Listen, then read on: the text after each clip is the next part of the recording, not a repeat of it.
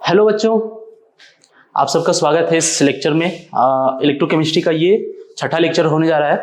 ठीक है, इस लेक्चर में हम पढ़ेंगे conductance of electrolytic solution. Total हमें जो पढ़ना है वो 3 मेजर कंडक्टेंस पढ़ना है। पहला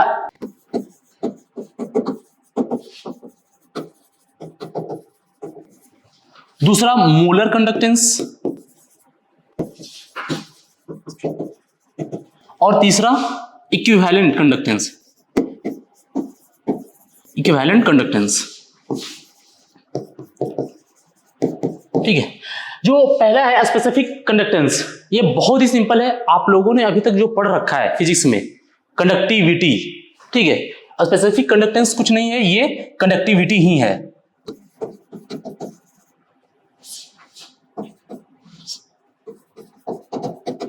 कंडक्टिविटी, कंडक्टेंस ऑफ 1 सेंटीमीटर या मीटर में, जिसमें भी आप कंसीडर करेंगे। मैं सेंटीमीटर में कंसीडर करता हूं। 1 metre conductance of 1 centimetre wire having cross sectional area 1 centimetre square. ठीक है, धीरे धीरे आएंगे चीजें, सारे मैं एक्सप्लेन करूंगा। मोलर कंडक्टेंस क्या है? ये भी कंडक्टिविटी ही है, बट 1 मोल अगर यदि हम डिसॉल्व करें किसी सॉल्यूशन में, तो 1 मोलर सॉल्यूशन का जो कंडक्टिविटी होगा वो हमारा क्या है? Molar conductance. और इक्विवेलेंट कंडक्टेंस क्या है? 1 नॉर्मल सॉल्यूशन का जो कंडक्टेंस होगा, कंडक्टिविटी होगा, वो क्या हमारा? Equivalent conductance. ठीक है, तो हम यहां तक आएंगे। इससे पहले हम एक बेसिक से हम शुरू करेंगे। ठीक है, हमें पढ़ना क्या है? Conductance of electrolytic solution. वही तीनों, पहला स्पेसिफिक कंडक्टेंस, दूसरा मोलर कंडक्टेंस और तीसरा इक्विवेलेंट कंडक्टेंस। ठीक है, तो जब इलेक्ट्रिसिटी कंडक्ट होता है किसी वायर में, ठीक है, एक तरफ मैं एग्जांपल ले रहा हूं मेटेलिक वायर। ठीक है, ये क्या है?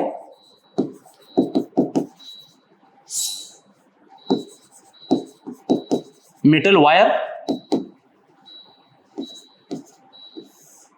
ठीक है, और दूसरी तरफ हम एग्जांपल लेंगे इलेक्ट्रोलाइटिक सॉल्यूशन।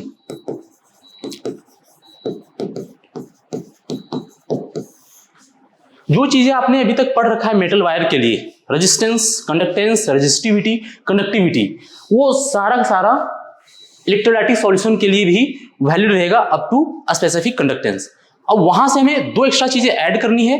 मोलर कंडक्टेंस मिल जाएगा, उसको जब हम कंसंट्रेशन, सॉल्यूशन के कंसंट्रेशन से डिवाइड कर देंगे, मोलर कंडक्टेंस मिल जाएगा। और अगर मोलैरिटी में हमने ले रखा है मोलर, और नॉर्मैलिटी में हमने अगर कंसंट्रेशन को कैलकुलेट कर रखा है, तो उससे हमें मिलेगा इक्विवेलेंट मोलर कंडक्टेंस। ठीक है, तो कोई एक मेटेलिक वायर है, ठीक है, इसमें सपोज इलेक्ट्रॉन इस डायरेक्शन में मूव कर रहा है, तो इसका करंट का डायरेक्शन क्या होगा? आई इधर होगा। ठीक है, इसके लिए जो आपने पढ़ा है ओम्स लॉ, ठीक है, वो पोटेंशियल डिफरेंस और करंट के बीच का रिलेशन एस्टैब्लिश करता है। बट हम यहां पे एक दूसरा फॉर्मूला जो आपने पढ़ा होगा कि जो रेजिस्टेंस होता है, ठीक है, जो रेजिस्टेंस होता है R, वो डायरेक्टली प्रोपोर्शनल होता है L, लेंथ का। मतलब ये वायर का, ठीक है, जो लेंथ है उसका डायरेक्टली प्रोपोर्शनल होगा। ठीक है, आप लोगों ने अब तक ये पढ़ चुका होगा। और दूसरा रेजिस्टेंस जो होता है वो इनवर्सली प्रोपोर्शनल होता है क्रॉस सेक्शनल एरिया का। मतलब कि ये जो क्रॉस सेक्शनल एरिया है इसका, ठीक है,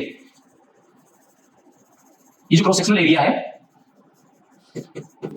एरिया इसका इनवर्सली प्रोपोर्शनल होता है। मतलब कि जितना ज्यादा लंबा वायर होगा, ठीक है, उतना उसमें रेजिस्टेंस ज्यादा होगा, और उसके क्रॉस सेक्शनल एरिया, वो जितना मोटा वायर होगा उसमें उतना रेजिस्टेंस कम होगा। ठीक है, ये आपने पढ़ा है। और जब इसको हम कंबाइन करते हैं तो क्या आता है? R directly proportional to L by A। और प्रोपोर्शनैलिटी कांस्टेंट जब हटता है, ठीक है, तो उसके लिए हम क्या देते हैं यहाँ पे? रो L बाई A। ठीक है, ये है हमारा रेजिस्टेंस का फॉर्मूला जो आपने अब तक पढ़ रखा है। ठीक है, अब इसमें से ये जो टर्म है, ये रो, इसे हमने क्या नाम दिया था? रेजिस्टिविटी। इसने हमें क्या नाम दे रखा है इसको, रेजिस्टिविटी। ठीक है, इस पे हम आएंगे अभी। ठीक है, तो ये मेटल वायर के अंदर रेजिस्टेंस का जो फॉर्मूला है उसे कैसे डिपेंड करता है उसके ऊपर, उससे रिलेटेड जो फॉर्मूला आया वो ये है। अब आते हैं हम इधर इलेक्ट्रोलाइटिक सॉल्यूशन पे। ठीक है, इलेक्ट्रोलाइटिक सॉल्यूशन पे, इलेक्ट्रोलाइटिक सॉल्यूशन में क्या होगा, एक किसी कंटेनर में इलेक्ट्रोलाइट्स के सॉल्यूशन होंगे, इसमें NaCl, HCl। ठीक है, अब इसमें हम क्या करेंगे कि दो इलेक्ट्रोड्स को, ठीक है, दो इलेक्ट्रोड्स को इसमें हमने डिप किया है। ठीक है, एक्चुअली ये इलेक्ट्रोड्स ये सर्कुलर रॉड की तरह यहां पे नहीं ले रहे हैं हम, एक प्लेट, फ्लैट प्लेट की तरह हम ले रहे हैं। ठीक है, ताकि इसका क्रॉस सेक्शनल एरिया हमें पता चल सके। ठीक है, अगर हम सर्कुलर वायर की तरह लेंगे, मेटेलिक वायर की तरह, तो उसका क्रॉस सेक्शनल एरिया को कंसीडर करने में थोड़ी प्रॉब्लम हो सकती है। तो हमने यहां एक मेटेलिक प्लेट लिया है एज अ इलेक्ट्रोड। ठीक है, और इसको हम आपस में कनेक्ट कर देंगे। ठीक, इसमें करंट फ्लो होगा। ठीक है, अब जब करंट फ्लो होगा तो उसमें रेजिस्टेंस आएगा ही आएगा, और इसमें जो रेजिस्टेंस है इस मेटेलिक वायर के अंदर, यहां तक का जो रेजिस्टेंस है उसे एक्सप्लेन करने के लिए हम एसी का मदद, उसे हम एसी से एक्सप्लेन करेंगे, उसे एसी से कैलकुलेट करेंगे। लेकिन अब आपको पता होगा कि जब करंट फ्लो करता है मेटेलिक वायर के अंदर, राइट, तो वो due to the movement of electrons. ठीक है, इसमें जो करंट फ्लो हो रहा है वो इलेक्ट्रॉन के मूवमेंट की वजह से है। ठीक है, इस मेटेलिक वायर में जो करंट फ्लो करेगा वो इलेक्ट्रॉन के मूवमेंट की वजह से है, बट इस सॉल्यूशन के अंदर जो करंट फ्लो करेगा, इस सॉल्यूशन के अंदर जो करंट फ्लो करेगा वो इलेक्ट्रॉन के मूवमेंट की वजह से नहीं होता है। राइट, इसमें जो करंट फ्लो करेगा वो आयंस के मूवमेंट की वजह से। सपोज कि हमने अगर इसमें NaCl का या HCl किसी एक इलेक्ट्रोलाइट का सॉल्यूशन लिया है, उसमें क्या होगा, एक केटायन होगा और एक एनायन होगा। ठीक है, सपोज ये निगेटिवली चार्ज इलेक्ट्रोड है और ये पॉजिटिवली चार्ज इलेक्ट्रोड है। ठीक है, पॉजिटिवली चार्ज इलेक्ट्रोड है। ठीक, तो क्या होगा, पोटेंशियल जैसे अप्लाई करेंगे ये negatively charge positively charge electrode की तरफ मूव करेगा। अब जैसे ही मूवमेंट होगा तो रास्ते में और भी तो पार्टिकल्स हैं लिक्विड के, उसके वजह से जो इसको डिस्टर्बेंस महसूस होगा उसी को क्या कहते हैं, रेजिस्टेंस। ठीक है, जैसे यहां पे क्या हो रहा था कि जब इलेक्ट्रॉन मूव कर रहा था तो मेटल के और अदर पार्ट एटम्स की वजह से जो इसको डिस्टर्बेंस महसूस हो रहा था, जिसे हम क्या कहते हैं, रेजिस्टेंस। यहां पे भी सिमिलरली जब सॉल्यूशन के अंदर इलेक्ट्रिसिटी को कंडक्ट करने के लिए जब आयंस का मूवमेंट होगा तो उस आयंस के मूवमेंट में जो रेजिस्टेंस उसे फेस करना पड़ेगा, उसे क्या कहते हैं, इलेक्ट्रोलाइटिक रेजिस्टेंस। और वो रेजिस्टेंस जो है वो डायरेक्टली प्रोपोर्शनल होगा length between the two electrodes. ठीक है, इन दोनों इलेक्ट्रोड के बीच का जो डिस्टेंस है वो कोई L रहा होगा।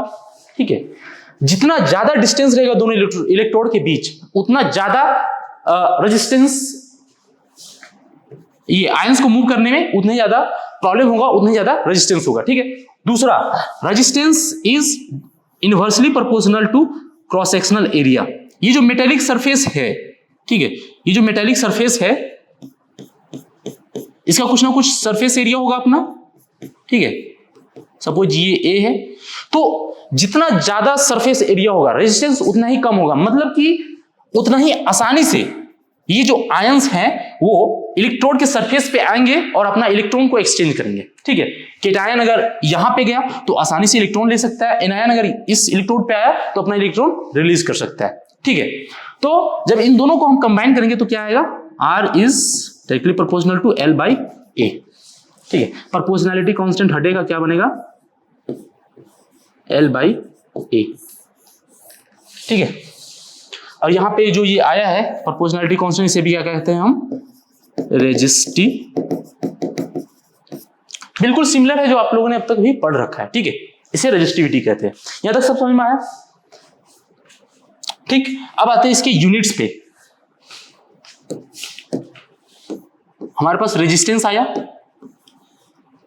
L by A। ठीक है, इस फॉर्मूला को याद रखना, पूरे इस चैप्टर में, पूरे इस लेक्चर में इस फॉर्मूला का ही यूज होगा। इसी फॉर्मूला पे सारे फॉर्मूले ड्राइव हो जाएंगे इसी फॉर्मूले से, ठीक है। अब इसमें जो इसका यूनिट है रेजिस्टेंस का, वो आपको पता ही होगा क्या होता है, ओम। डिनोट करते हैं ऐसे, ठीक है। ये क्या है, डिस्टेंस बिटवीन टू इलेक्ट्रोड्स, जिसका यूनिट क्या होगा, हम यहां पे जो डिस्टेंस है वो सेंटीमीटर में मेजर करेंगे, ठीक है। जो डिस्टेंस और सरफेस एरिया का जो यूनिट है, ठीक है, उसे हम सेंटीमीटर में कंसीडर करेंगे। क्या हो जाएगा इसका, सेंटीमीटर, ठीक है। क्या हो जाएगा, सेंटीमीटर।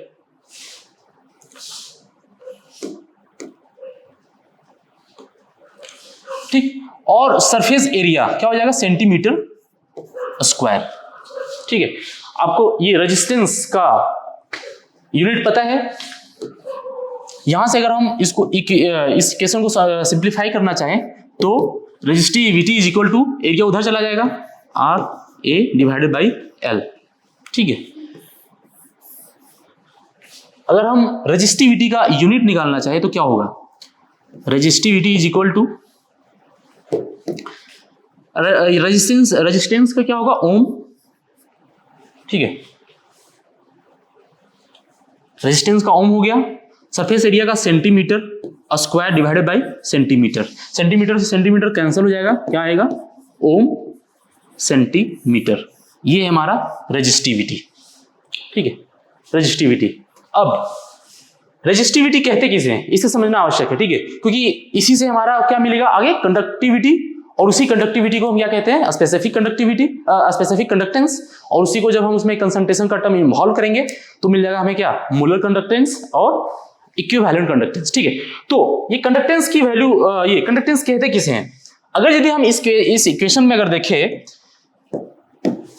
ठीक है, अगर सरफेस एरिया हम 1 सेंटीमीटर ले ले, ठीक है, 1 सेंटीमीटर स्क्वायर, और लेंथ दोनों इलेक्ट्रोड के बीच का डिस्टेंस अगर 1 सेंटीमीटर ले और सरफेस एरिया भी 1 सेंटीमीटर स्क्वायर, तो जो रेजिस्टेंस की वैल्यू है वही क्या बन जाती है, रेजिस्टिविटी, ठीक है। जो रेजिस्टेंस की वैल्यू है वही क्या बन जाएगा फाइनली, रेजिस्टिविटी, ठीक है। तो इसे हम क्या कैसे लिखेंगे, the resistivity is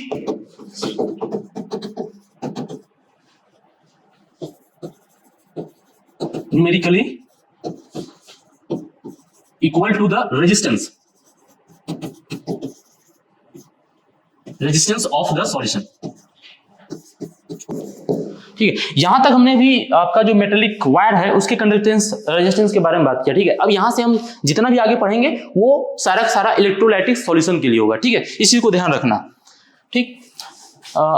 equal to resistance of the solution, resistance offered by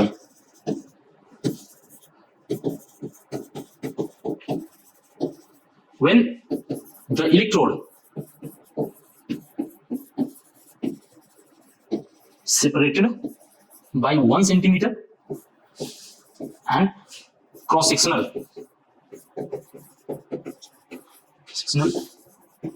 area is 1 centimeter square, ठीक है। रेजिस्टिविटी को समझना बहुत ही आवश्यक है, क्योंकि इसी को जब हम रेसिप्रोकल करेंगे हमें क्या मिल जाएगा, कंडक्टिविटी, ठीक है। तो ये समझ में आया, रेजिस्टिविटी किसे कहते हैं, जब हम यूनिट 1 सेंटीमीटर डिस्टेंस और 1 सेंटीमीटर स्क्वायर अगर उसका सरफेस एरिया ले ले तो उस टाइम जो रेजिस्टेंस होगा, ठीक है, उस इलेक्ट्रोलाइटिक सॉल्यूशन का, वही क्या कहलाता है, रेजिस्टिविटी, ठीक है। रेजिस्टिविटी, यहां तक तो अब रेजिस्टेंस कंप्लीट हुआ। अब आते हैं हम नेक्स्ट टॉपिक, कंडक्टेंस पे, ठीक है। आप लोगों ने पढ़ा होगा कि जो कंडक्टेंस होता है, कंडक्टेंस, ठीक है, हम यहां पे इलेक्ट्रोलाइटिक सॉल्यूशन के लिए कंडक्टेंस जो है वो G से डिनोट करेंगे, इस चीज को याद रखना, ठीक। कंडक्टेंस को किससे डिनोट करेंगे, G से।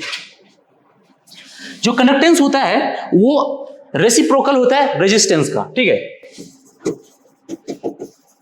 कंडक्टेंस जो है वो रेसिप्रोकल होता है किसका, रेजिस्टेंस का, ठीक। इसको हम G से डिनोट करेंगे तो क्या हो जाएगा, 1/R, ठीक है, 1/r। अब रेजिस्टेंस का फॉर्मूला आप जाके पीछे से देखेंगे तो आपको क्या मिलेगा कि 1/ρ, ठीक है, क्या था 1/ρ L/A, ठीक है। इसे जब सॉल्व करेंगे तो क्या आएगा,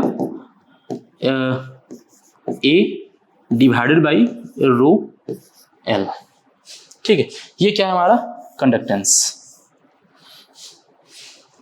क्या है कंडक्टेंस, ठीक है। अब इसकी यूनिट क्या होगी, जो कंडक्टेंस का यूनिट होता है इसका एक तो यूनिट ये होगा कि हमने क्या किया, यहां पे रेजिस्टेंस को रेसिप्रोकल किया है, तो G इक्वल टू क्या हो जाएगा 1/ओम, ठीक है। इसको सॉल्व करेंगे तो क्या हो जाएगा, कंडक्टेंस का एक पहला यूनिट तो ये हो गया, ठीक है। और दूसरा यूनिट, चूंकि कंडक्टेंस जो है वो 1/रेजिस्टेंस है, ठीक है। रेजिस्टेंस का जो यूनिट होता है वो ओम होता है। इसे अगर हम लिखते हैं तो कैसे लिखते हैं, OHM, ठीक है। और जब हम इसको रेसिप्रोकल करेंगे तो कुछ नहीं करना है, MHO, इसे जो ओम लिखा था ना उसको बस उल्टा करके लिखना है, ठीक है। ये ही कंडक्टेंस का ही यूनिट होता है। और तीसरा यूनिट जो मोस्ट इंपॉर्टेंट है, आपको मैक्सिमम न्यूमेरिकल जब आप सॉल्व करेंगे उसमें ये तीसरा जो यूनिट है यही ज्यादा देखने को मिलेगा, वो होता है साइमन, SIEMEN, साइमन। इसे डिनोट करते हैं हम स्मॉल s से, ठीक है। तो ये कंडक्टेंस के 3 यूनिट है जिन्हें आपको याद रखना है, ठीक है। ये हुआ कंडक्टेंस। कंडक्टेंस क्या था, 1/रेजिस्टेंस, ठीक है, 1/रेजिस्टेंस। और ऐसा ही अगर हम कंडक्टिविटी को एक्सप्लेन करना चाहे तो सिमिलरली कंडक्टिविटी जो होता है, ठीक है,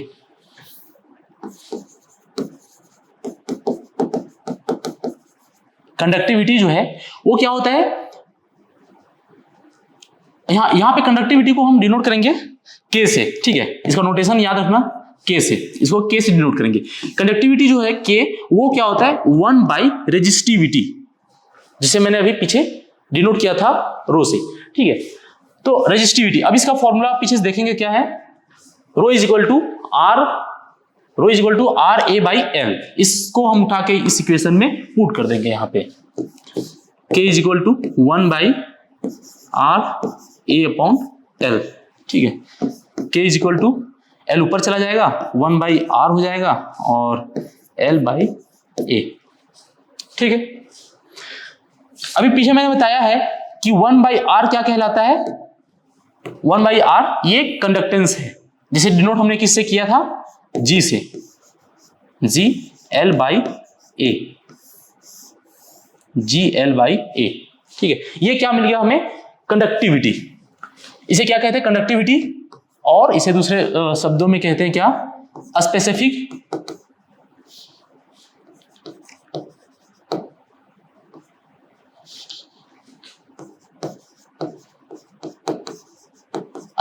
कंडक्टेंस, स्पेसिफिक कंडक्टेंस, ठीक है। और इसे कप्पा भी कहते हैं, कप्पा, ठीक। ये क्या है हमारा कंडक्टिविटी या स्पेसिफिक कंडक्टेंस G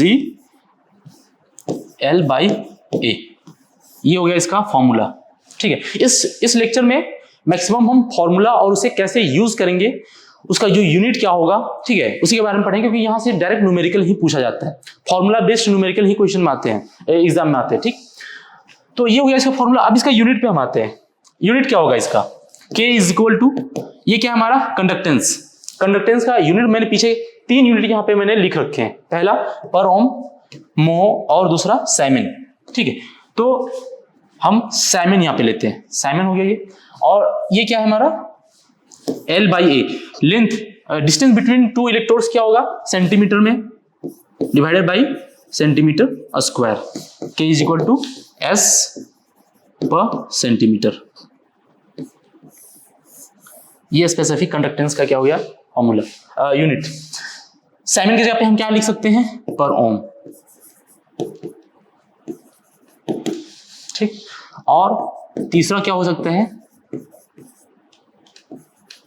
पर सेंटीमीटर। लेकिन जो सबसे ज्यादा यूज होगा वो ये यूनिट यूज होगा सेमेन पर सेंटीमीटर वाला, इसे याद रखना है। यहाँ पे कंडक्टेंस का सबसे ज्यादा यूज होगा जो यूनिट, वो क्या है, सेमेन वाला। ठीक है, यहां तक हमारा कंडक्टेंस और कंडक्टिविटी कंप्लीट हो गया।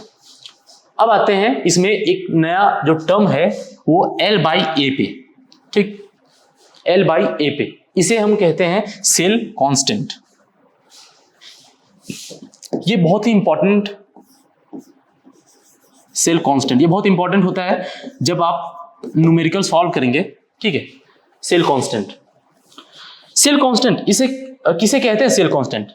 इसे डिनोट करेंगे हम G स्टार से। ठीक है, सेल कांस्टेंट G स्टार जो है वो क्या होता है, रेशियो होता है distance between two electrodes and the surface area of electrodes. ठीक है, distance between two electrodes divided by the cross sectional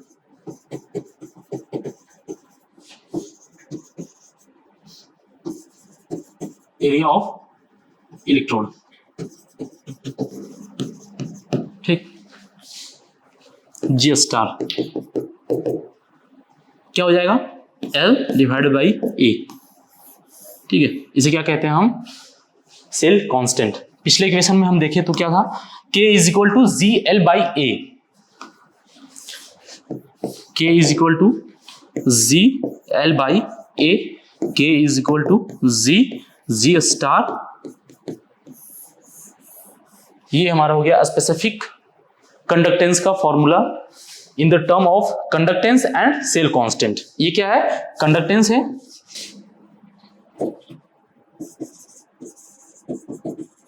conductance है, और ये क्या है हमारा, सेल कांस्टेंट, सेल कांस्टेंट। ठीक, यहां तक समझ में आया आप लोगों को। ठीक है, अब आते हैं हम एक क्वेश्चन पे, इससे रिलेटेड एक न्यूमेरिकल हम सॉल्व करते हैं। मैं क्वेश्चन को लिखता हूं, आप लोग इसे खुद से सॉल्व करना और फिर मैं इसका सॉल्यूशन भी यहां पे बता दूंगा। ठीक है, K of 0.1 normal KCl is 1.2 into 10 to the power -2 Siemen per second centimeter, and R is 60 ohm. R is 60 ohm. Then find Z and G star. ठीक, ये बहुत ही सिंपल न्यूमेरिकल क्वेश्चन है जो अभी तक हमने पढ़ा है उसी से रिलेटेड है। ठीक है, ठीक है, इस क्वेश्चन को अपने से सॉल्व करना, मैं इसका सॉल्यूशन भी यहाँ पे बताने जा रहा हूँ। ठीक है, हमें क्वेश्चन में दे रखा है KCl सॉल्यूशन का कंसंट्रेशन, पोटेशियम क्लोराइड का इलेक्ट्रोलाइटिक सॉल्यूशन है। इलेक्ट्रोलाइटिक सॉल्यूशन जो है वो किसका है, पोटेशियम क्लोराइड का, जिसका कंसंट्रेशन क्या है, कंसंट्रेशन 0.1 नॉर्मल, यानी ये नॉर्मेलिटी के फॉर्म में कंसंट्रेशन दे रखा है। ठीक, दूसरा जो हमें दे रखा है क्या है, के स्पेसिफिक कंडक्टेंस कप्पा, यानी कंडक्टिविटी जो है वो दे रखा है कितना है, 1.2 into 10 to the power -2 siemens per centimetre. ठीक, और रेजिस्टेंस जो है R वो कितना है, 60 ओम। ठीक है, अब हमें फाइंड जो करना है वो क्या है, कंडक्टेंस और सेल कांस्टेंट। ठीक है, हमें ये दो चीजें फाइंड करनी है, बहुत ही सिंपल है। मैंने अभी पीछे जो इक्वेशन लिख रखा है ये, इसका यूज होगा G स्टार निकालने के लिए, सेल कांस्टेंट निकालने के लिए। उसके लिए हमें चाहिए क्या क्या, ये कंडक्टिविटी का वैल्यू और कंडक्टेंस का वैल्यू, लेकिन हमें यहाँ पे दे रखा है सिर्फ इसका वैल्यू, ये वैल्यू हमें निकालना पड़ेगा। ठीक है, कंडक्टेंस की वैल्यू हमें पहले निकालनी पड़ेगी। ठीक, वो किसके बराबर होगा, G वो बराबर होगा 1/R के। ठीक है, क्या हो जाएगा 1/60। पर ओम। यहां से हमें क्या मिल गया, कंडक्टेंस। अब इस वैल्यू को जो पिछला इक्वेशन था उसमें हम पुट कर देंगे, हमें फाइनल आंसर मिल जाएगा। ठीक है, जी डैश, इसकी value 1.2 into 10⁻⁻² Simon per centimetre था। ठीक है, जी की वैल्यू क्या आई थी, 1/60 पर ओम, और ये क्या है, जी स्टार। ठीक है, इसे आप सॉल्व करेंगे तो यहां से जी स्टार की वैल्यू मिल जाएगी। क्या होगा, ये जो है पर ओम, ये किसका यूनिट है, कंडक्टेंस का, जिसे हम क्या लिख सकते हैं, साइमन भी लिख सकते हैं। 1.2 इंटू 10⁻² पर सेंटीमीटर इज इक्वल टू 1/60। इसे क्या लिख सकते हैं हम, एस साइमन, और ये जी स्टार। यहां से ये कैंसिल हो जाएगा। ठीक है, और इसे हम इधर मल्टीप्लीकेशन में ले आएंगे। ठीक है, क्या होगा, 60 multiplied by 1.2 into -2 per centimetre is equal to G star. G star की जो वैल्यू आएगी, न्यूमेरिकल वैल्यू, वो इसे सॉल्व करने से मिलेगा। और जो इसका यूनिट है वो क्या है, पर सेंटीमीटर, जो मैंने पीछे अभी बता रखा है। ठीक है, सेल कांस्टेंट की जो है वो यूनिट मैंने यहाँ पे नहीं बताया है, बट मैं यहाँ पे तुरंत अभी एक्सप्लेन कर देना चाहता हूँ। ठीक है, क्या है ये, K is equal to G star. ठीक, G star is equal to क्या होगा, के बाई जी, और जो के है उसका क्या है, unit Simon per centimetre. Put कर दो यहाँ पे, क्या होगा, एस पर सेंटीमीटर डिवाइडेड बाई, ये क्या है हमारा, जी कंडक्टेंस, जिसका क्या होता है यूनिट, एस। ये एस से एस कैंसिल हो जाएगा, और यहां से जी स्टार का जो यूनिट है वो क्या आएगा, पर सेंटीमीटर। समझ में आया, एकदम सिंपल क्वेश्चन था ये, और इसका ये सॉल्यूशन है। ठीक है, सॉल्व करोगे इसका न्यूमेरिकल वैल्यू मिल जाएगा तुम्हें। ठीक, तो ये एक बहुत ही सिंपल क्वेश्चन था जो मैंने अभी तक पढ़ाया है। अब इसमें एक जो नया टर्म आया था जिसपे मैंने बहुत ही फोकस किया, वो क्या था, इस इलेक्ट्रोलाइटिक सॉल्यूशन का कंसंट्रेशन। ठीक है, ये जो कंडक्टेंस आया है अभी, ये जो कंडक्टेंस की वैल्यू जो है, ये उसी इलेक्ट्रोलाइटिक सॉल्यूशन का है, राइट। बट इसमें हमने कहीं भी कंसंट्रेशन टर्म को इन्वॉल्व नहीं किया। अब उसी को हम इसमें इन्वॉल्व करने की कोशिश करेंगे, और जैसे ही हम इस कंडक्टेंस की जो इक्वेशन फॉर्मूला है, इसमें जैसे ही हम कंसंट्रेशन टर्म को इन्वॉल्व करने की कोशिश करेंगे, जो फाइनल एक्सप्रेशन बनेगा वो क्या कहलाएगा, मोलर कंडक्टेंस।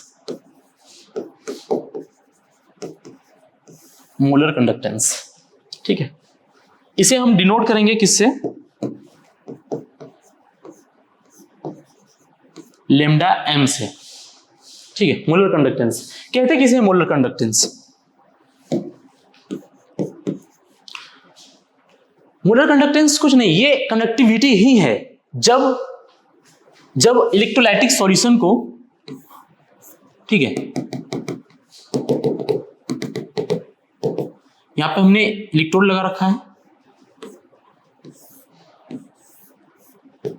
ठीक है, जब इन दोनों के बीच का डिफरेंस 1 सेंटीमीटर हो डिस्टेंस, और सरफेस एरिया 1 सेंटीमीटर स्क्वायर हो, तो हम उसे क्या कहते हैं, स्पेसिफिक कंडक्टेंस। ये स्पेसिफिक कंडक्टेंस ही है, बट एट 1 मोलर सॉल्यूशन। ठीक है, जब हम इस सॉल्यूशन का कंसंट्रेशन 1 मोलर रखेंगे, तो उस टाइम पे जो कंडक्टेंस, स्पेसिफिक कंडक्टेंस जो आएगा, वही क्या है, हमारा मोलर कंडक्टेंस। ठीक है,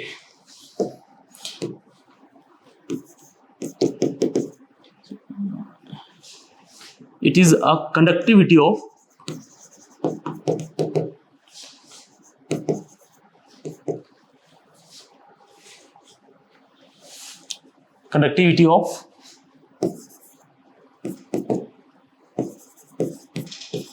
one molar electrolytic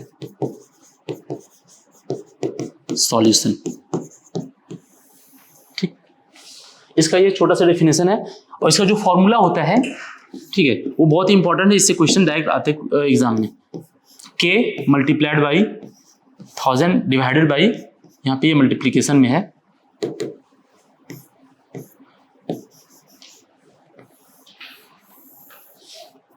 ठीक।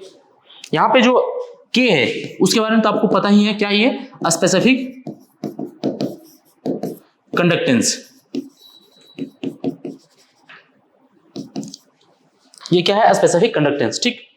और इसका यूनिट जो होगा वो सेमन पर सेंटीमीटर। अब यहाँ पे ध्यान रखने वाली बात ये है कि जब भी इस फॉर्मूला का यूज करके हम मोलर कंडक्टेंस का वैल्यू कैलकुलेट करेंगे तो यहाँ पे जो स्पेसिफिक कंडक्टेंस की जो वैल्यू है वो हमेशा सेमन पर सेकेंड में ही हमें पुट करना है।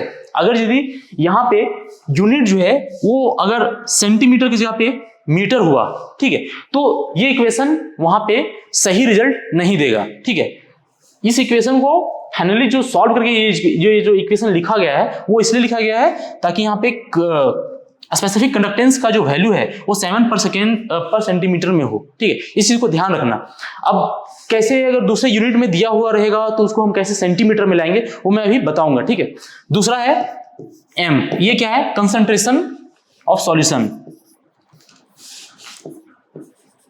कंसंट्रेशन ऑफ सॉल्यूशन, ठीक है, जिसकी वैल्यू हमें किस में रखनी है, मोल पर लीटर में, ठीक है, मोल पर लीटर में, ठीक।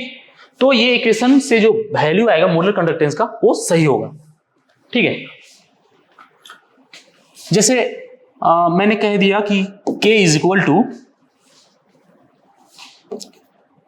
सेमन पर मीटर है, ठीक है, और कंसंट्रेशन की वैल्यू जो मोलैरिटी है वो कितना दे रखा है,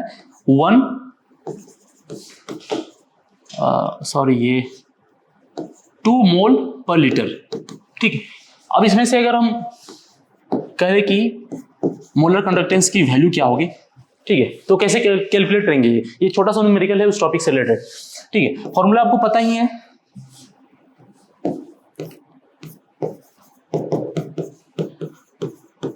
डिवाइडेड बाई एम। सिंपल इसमें क्या करना है, कंसंट्रेशन की वैल्यू रखनी है, स्पेसिफिक कंडक्टेंस की वैल्यू रखनी है, हमें मोलर कंडक्टेंस मिल जाएगा। बट अगर हम ऐसा डायरेक्ट जो वैल्यू दे रखा है उसे अगर हम इसमें डायरेक्ट पुट करते हैं तो जो रिजल्ट आएगा वो गलत आएगा, क्योंकि ये जो इक्वेशन है वो एक स्पेसिफिक कंडीशन में सही रिजल्ट देगा जब K की वैल्यू 7 पर सेंटीमीटर के पर मीटर की जगह पे पर सेंटीमीटर में हो, ठीक है, तो ये सही रिजल्ट देगा। और कंसंट्रेशन की वैल्यू जो है वो किसमें हो, मोल पर लीटर, जो कि सही है। हमें चेंज किसमें करना है, इसमें स्पेसिफिक कंडक्टेंस की वैल्यू में क्या दे रखा है, 2 सेमन पर मीटर। अब आप लोगों को पता होगा कि जो लेंथ या डिस्टेंस का जो यूनिट होता है मीटर, वो 1 मीटर इज इक्वल टू कितना होता है, 100 सेंटीमीटर के बराबर होता है, ठीक है। 1 मीटर जो है वो 100 सेंटीमीटर के बराबर होता है। अब हमें इसकी वैल्यू इसमें पुट करनी ताकि ये सेमन पर मीटर है वो सेंटीमीटर में कन्वर्ट हो जाए। कैसे करेंगे, K is equal to 2 siemens per metre, power -1 है मतलब वो बटा में नीचे में आएगा, ठीक है। अब 1 centimetre is equal to 1 metre is equal to 100 centimetre हमें इसमें पुट करना है, 7 पर सेंटीमीटर, ठीक है। क्या हो जाएगा यहां से, K is equal to 2 into 10 to the power -2 siemens per centimetre. अब इस वैल्यू को जैसे ही हम इसमें पुट करेंगे हमें सही आंसर मिल जाएगा। क्या होगा, K की वैल्यू क्या है, 2 into 10 to the power -2 siemens per centimetre, ठीक है, multiplied by 100 divided by concentration क्या है, 2 मोल पर लीटर, ठीक है, 2 मोल पर लीटर। सॉल्व कर दो इसे, क्या होगा, 2 से 2 ये कैंसिल हो जाएगा और 10 टू द पावर -2 है तो यहां से 2 जीरो निकल जाएंगे, कितना बचेगा, 10। अब यहां पे आता है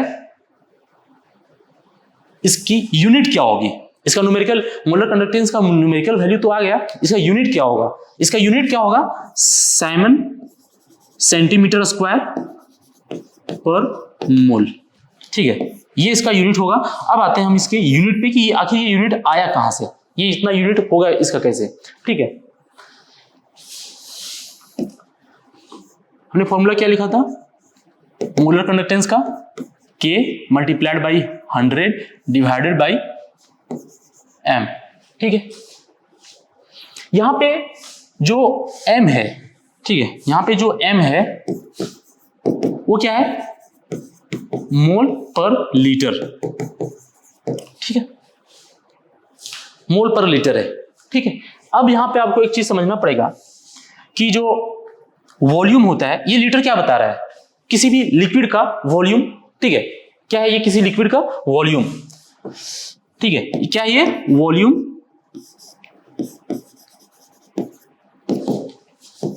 हम लीटर में मेजर करते हैं। ठीक है, किस में मेजर करते हैं, लीटर में। और जिस भी कंटेनर में हम किसी लिक्विड को जब डालते हैं तो उस कंटेनर का जो वॉल्यूम होता है उसे कैसे कैलकुलेट करते हैं।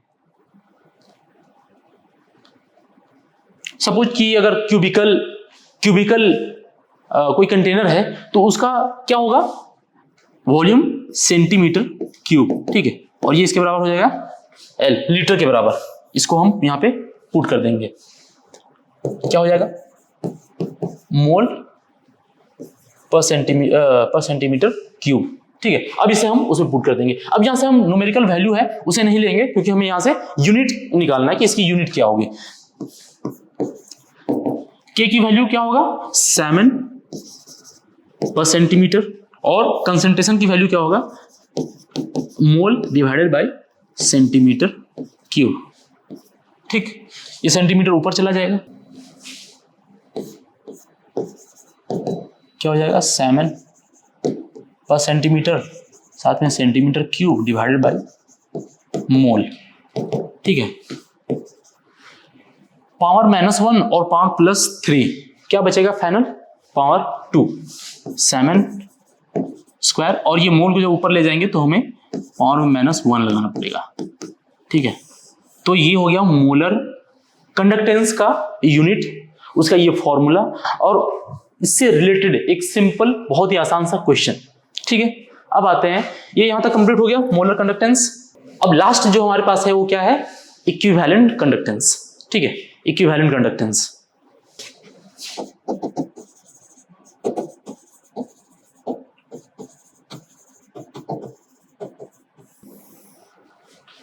इक्विवेलेंट कंडक्टेंस, पीछे हमने जो पढ़ा है मोलर कंडक्टेंस, उसमें क्या था, specific conductance of electrolytic solution when the concentration is 1 molar. ठीक है, पर मोलर जो कंडक्टेंस है उसे हम क्या कहते हैं, मोलर कंडक्टेंस। इसी प्रकार से पर नॉर्मल जो कंडक्टेंस होगा, पर नॉर्मल जो स्पेसिफिक कंडक्टेंस होगा उसे हम क्या कहेंगे, इक्विवेलेंट कंडक्टेंस। ठीक है, कुछ नहीं करना है, यहां पे जो कंसंट्रेशन का जो वैल्यू है, यहां पे जो हमने इसको मोलैरिटी में पुट कर रखा है,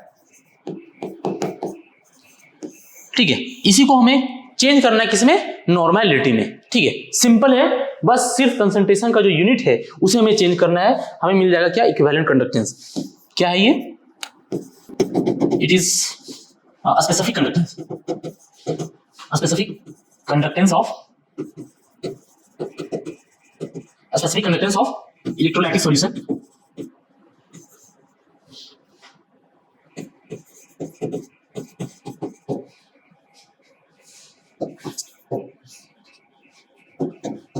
at 1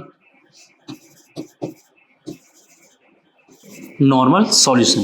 ठीक है, इसका अगर हम फॉर्मूला लिखें तो कुछ नहीं करना, बस उसमें, अच्छा इसका नोटेशन जो है वो थोड़ा सा चेंज होगा, लैम्डा इक्विवेलेंट। ठीक है, इज इक्वल टू के 1000 डिवाइडेड बाई एन। एन क्या है यहाँ पे, नॉर्मैलिटी ऑफ द सॉल्यूशन। ठीक है, सिमिलरली के क्या होगा, स्पेसिफिक कंडक्टेंस है ये,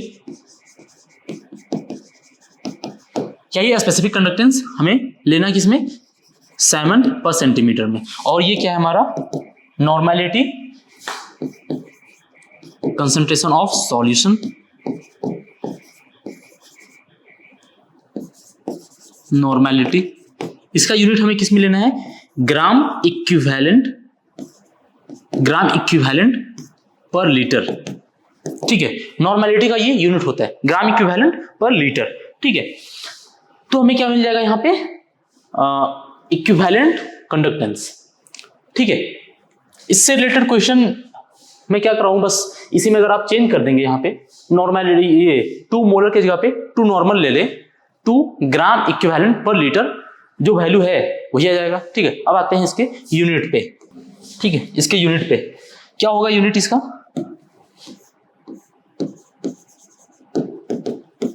K multiplied by 1000 divided by N। ठीक है, K का आप लोग का पता ही है, साइमन पर सेंटीमीटर। ठीक है, और नॉर्मेलिटी का क्या हो जाएगा, ग्राम इक्विवेलेंट पर लीटर। ठीक है, ये लीटर जब ऊपर जाएगा यहां से तो क्या होगा, ये लीटर यहां ऊपर आ जाएगा। लीटर इज इक्वल टू क्या होगा, सेंटीमीटर क्यूब, जो मैंने अभी पीछे बता रखा है, सेंटीमीटर क्यूब डिवाइडेड बाई ग्राम पर इक्विवेलेंट, ग्राम इक्विवेलेंट। और यहां से जो फाइनल इक्विवेलेंट कंडक्टेंस का जो यूनिट आएगा वो क्या होगा, Simon centimetre square gram equivalent. कुछ नहीं करना है, बस कंसंट्रेशन की जो है ना यूनिट, उसे हमें चेंज कर देना है। वहां पे मोल आ रहा था, नंबर ऑफ मोल, यहाँ पे क्या आ रहा है, नंबर ऑफ ग्राम इक्विवेलेंट। ठीक है, ये किसका होता है, नंबर ऑफ ग्राम इक्विवेलेंट। ये नॉर्मेलिटी जब हम कैलकुलेट करते हैं तो उसमें नंबर ऑफ मोल की जगह पे नंबर ऑफ ग्राम इक्विवेलेंट हम यूज करते हैं टर्म। ठीक है, ये था हमारा इक्विवेलेंट कंडक्टेंस। ठीक, अब जो नेक्स्ट टॉपिक हमें पढ़ना है वो क्या है हमारा, relationship between molar conductance and equivalent conductance. ठीक है, बहुत ही सिंपल है, इंपॉर्टेंट है, एग्जाम में, कॉम्पिटिटिव एग्जाम में अक्सर क्वेश्चन आते हैं यहां से। ठीक है,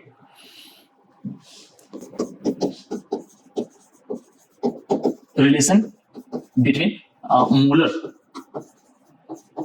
कंडक्टेंस एंड इक्विवेलेंट कंडक्टेंस। ठीक है, molar conductance and equivalent conductance के बीच में अब रिलेशन पढ़ना है। उसके लिए आपको थोड़ा सा अपना क्लास 11th में जाना पड़ेगा या फिर सॉल्यूशन चैप्टर में। आपने ये तो पढ़ा ही होगा, नंबर ऑफ मोल्स को हम डिनोट करते हैं स्मॉल n से। क्या होता है, given weight divided by molar mass, given mass divided by molar mass. ठीक है, अब नंबर ऑफ ग्राम इक्विवेलेंट अगर हम कैलकुलेट करना चाहे, ये तो नंबर ऑफ मोल था, लेकिन नंबर ऑफ ग्राम इक्विवेलेंट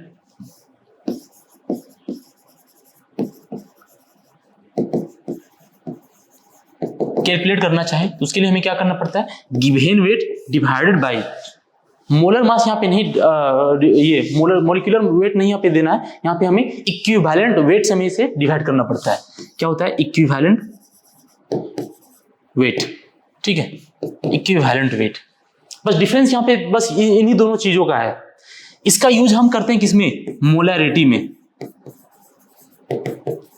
ठीक है, क्या होता है, number of moles, number of gram equivalent, इसका यूज हम करते हैं किसमें, नॉर्मेलिटी में। ठीक है, इसका यूज हम करते हैं किसमें, नॉर्मेलिटी में। ठीक है, अब नंबर ऑफ ग्राम इक्विवेलेंट को कैलकुलेट करने के लिए हमें चाहिए क्या, इक्विवेलेंट वेट। ठीक है, और इक्विवेलेंट वेट का जो फॉर्मूला होता है वो क्या होता है, वो क्या होता है, molar mass divided by n factor. ठीक है, डिवाइडेड बाय n फैक्टर। मैंने इसका जिक्र पिछले क्लास में भी किया है। ठीक है, n फैक्टर का। ठीक, तो अब इसको हम इसमें पुट कर देते हैं, नंबर ऑफ ग्राम इक्विवेलेंट में क्या आ जाएगा यहां से, ये divide W divided by m, और ये क्या हो जाएगा यहां से, n फैक्टर से जब यहां डिवाइड करेंगे तो ये ऊपर चला जाएगा, NF। ठीक, ये नंबर ऑफ ग्राम इक्विवेलेंट है और ये नंबर ऑफ मोल है। ठीक है, अब आते हैं हम नॉर्मेलिटी का जो फॉर्मूला होता है उस पे। Normality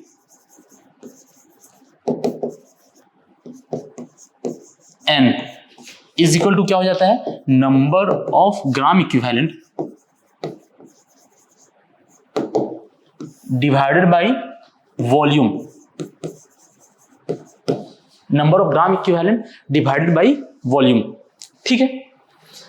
number of gram equivalent का फॉर्मूला क्या है यहाँ से, ये है हमारा नंबर ऑफ ग्राम इक्विवेलेंट, क्या है, n factor multiplied by W by m, क्या होगा, n factor multiplied by W by m, और वॉल्यूम का क्या हो जाएगा हमें V, ठीक है, वॉल्यूम क्या हो गया V, ये किसका फॉर्मूला है, n का, ठीक, n is equal to n factor को हम ऐसा ही रहने देते हैं, ठीक है, और जो ये है, ये जो टर्म है W बाई m, ठीक है, ये क्या होगा, नंबर ऑफ मोल्स, देखो नंबर ऑफ मोल्स, ठीक, small n divided by volume, ठीक है, यहां तक सब समझ में आ रहा है।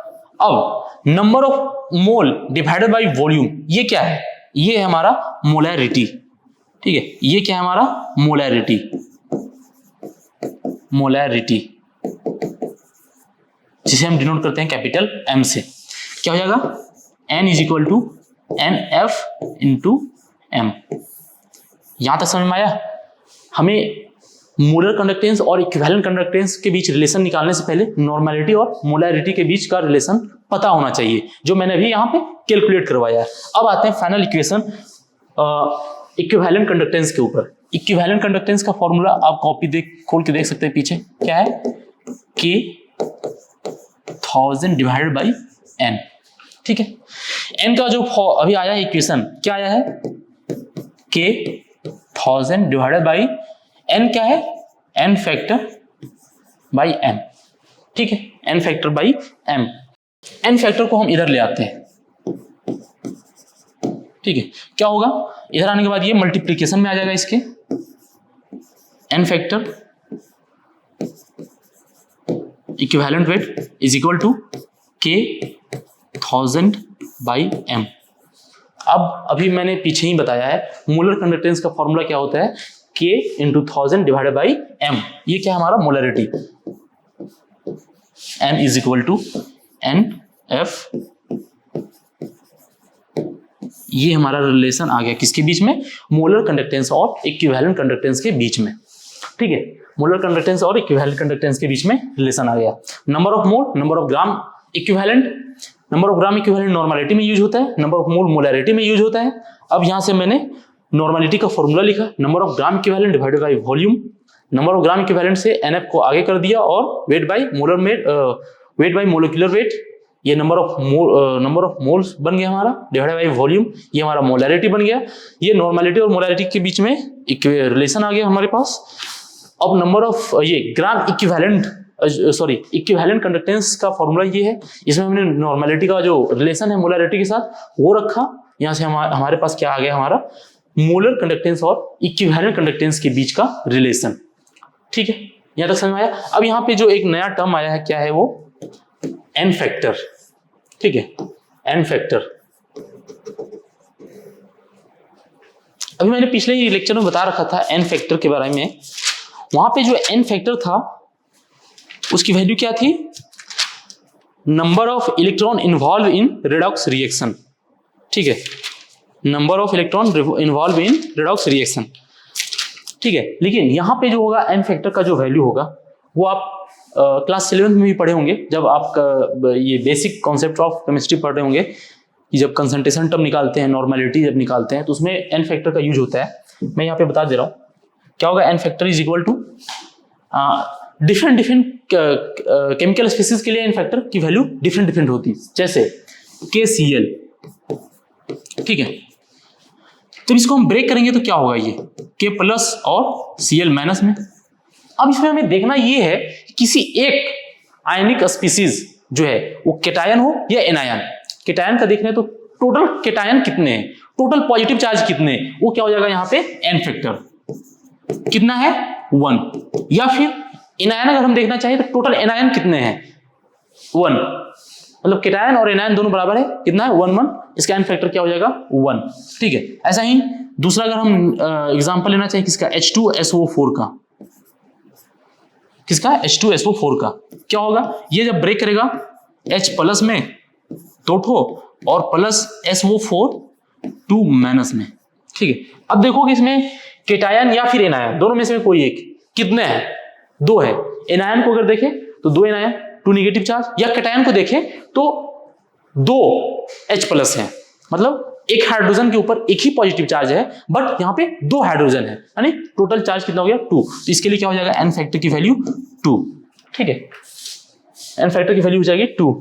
नेक्स्ट एग्जांपल है AuCl3, ये क्या होगा, Au3 प्लस 3 ठो Cl माइनस, इसके लिए n फैक्टर की वैल्यू क्या होगी 3। टोटल पॉजिटिव चार्ज कितने हैं 3, और टोटल नेगेटिव चार्ज भी कितने हैं 3, इसके लिए n फैक्टर की वैल्यू होगी 3, ठीक है। तो ऐसे ही जो भी इलेक्ट्रोलाइट दिया रहेगा उसको आयंस में ब्रेक करना, और टोटल जो चार्ज होगा वो क्या हो जाएगा इसका n फैक्टर, ठीक है। आगे न्यूमेरिकल में हम बताएंगे कैसे इसका यूज किया जाता है। यहां तक हुआ हमारा कंप्लीट कंडक्टेंस का जो जितना भी था कॉन्सेप्ट, वो सारा कंप्लीट हुआ। अब इससे जितना मैंने भी पढ़ा रखा है उससे सारे सबसे रिलेटेड एक न्यूमेरिकल में देता हूं, उसे खुद से भी सॉल्व करना, और मैं यहाँ पे उसका सॉल्यूशन तो दे दूंगा ही, ठीक है।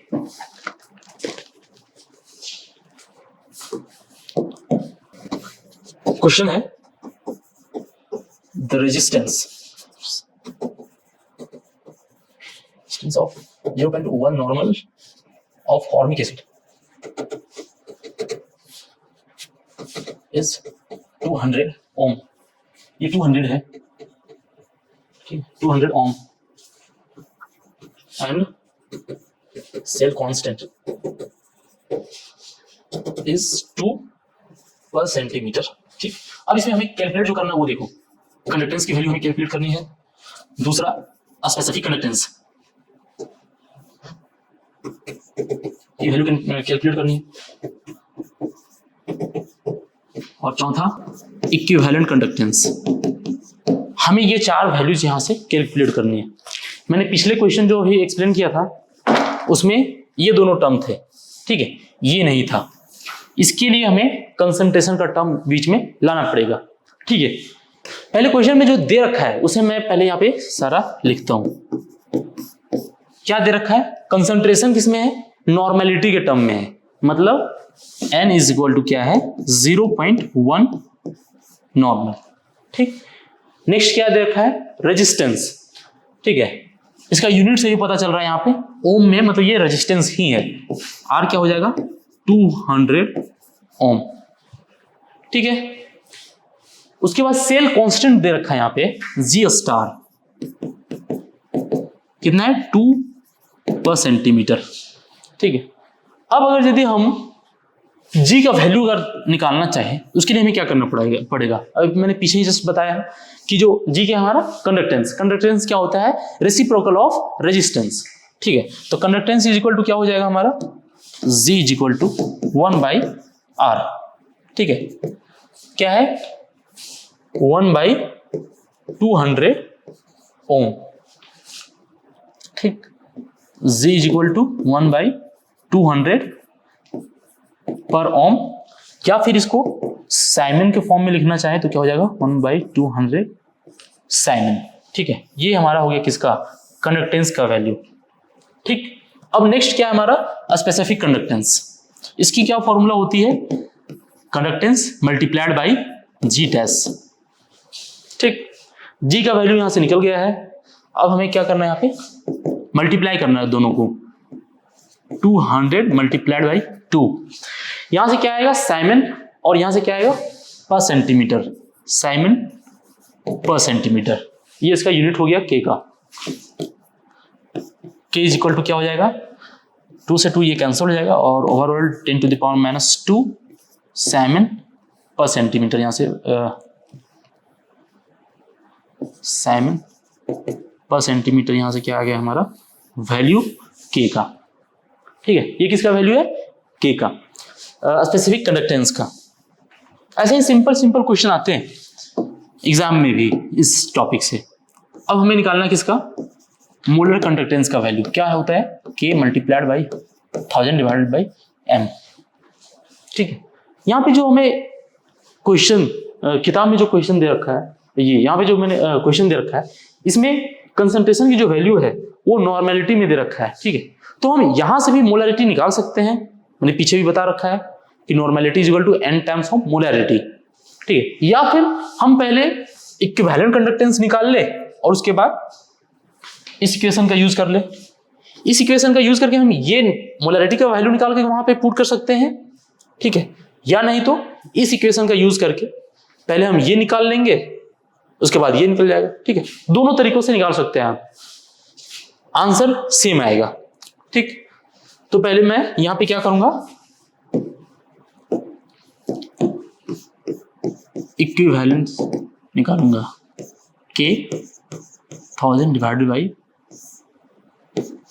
नॉर्मेलिटी। के की वैल्यू क्या आई थी यहां पे 10 to the power minus 2, 10 to the power minus 2 multiplied by 1000, क्या आया था 7 पर सेंटीमीटर। और नॉर्मेलिटी की जो वैल्यू दे रखी है वो कितना है 0.1 नॉर्मल, 0.1 नॉर्मल। इन दोनों को जब सॉल्व करोगे आप तो यहां से आएगा कितना 100, ठीक है ना, 2 0 यहां से निकल जाएगा और ये जब एक ऊपर 0, हाँ 107 सेंटीमीटर स्क्वायर पर ग्राम इक्विवेलेंट, पर ग्राम इक्विवेलेंट। ये क्या आ जाएगा हमारा की वैल्यू, ठीक। अब इसे कैलकुलेट करने के लिए, मोलर कंडक्टेंस को कैलकुलेट करने के लिए हमें मोलैरिटी चाहिए। मोलैरिटी इक्वल टू क्या हो जाएगा n divided by n factor. यहां से आप ये रिलेशन देख सकते हैं, ठीक है। मैं इसका यूज कर रहा हूं, पहले मोलैरिटी निकाल रहा हूं, उसके बाद डायरेक्ट मैं मोलर कंडक्टेंस निकालूंगा, ठीक है। हमें ये चाहिए तो n फैक्टर को नॉर्मेलिटी से डिवाइड करना पड़ेगा। नॉर्मेलिटी कितना दे रखा है 0.1 और n फैक्टर, यहां पे जो केमिकल ये कंपाउंड जो दे रखा है वो क्या है फॉर्मिक एसिड, ठीक है। ये है फॉर्मिक एसिड। इसका स्ट्रक्चरल फॉर्मूला आपको शायद पता नहीं हो तो मैं बता देता हूं। फॉर्मिक एसिड का स्ट्रक्चरल फॉर्मूला होता है COOH। ये ब्रेक करेगा कि कैसे HO minus plus H plus. अब आप बताओ कि फॉर्मिक एसिड का n फैक्टर की वैल्यू क्या होगी 1, चार्ज कितना है -1 और +1, तो n फैक्टर क्या हो जाएगा 1, ठीक है। 1 से डिवाइड कर देंगे हम यहाँ पे, ठीक। यहां से मोलैरिटी की वैल्यू क्या आ जाएगी हमारे पास, मोलैरिटी इज इक्वल टू 0.1, यानी मोलैरिटी जो है वो नॉर्मेलिटी के ही बराबर है। जब मोलैरिटी नॉर्मेलिटी के बराबर हो गया तो जो मोलर कंडक्टेंस है वो भी इक्विवेलेंट कंडक्टेंस के बराबर ही होगा, ठीक है। इसमें हम वैल्यू पुट करते हैं, क्या हो जाएगा के 1000 डिवाइड बाई m। के की वैल्यू क्या थी 10 टू द पावर माइनस 2 1000 और मोलैरिटी की वैल्यू क्या आई है 0.1। सॉल्व करोगे जिसका भी वैल्यू 100 पर 7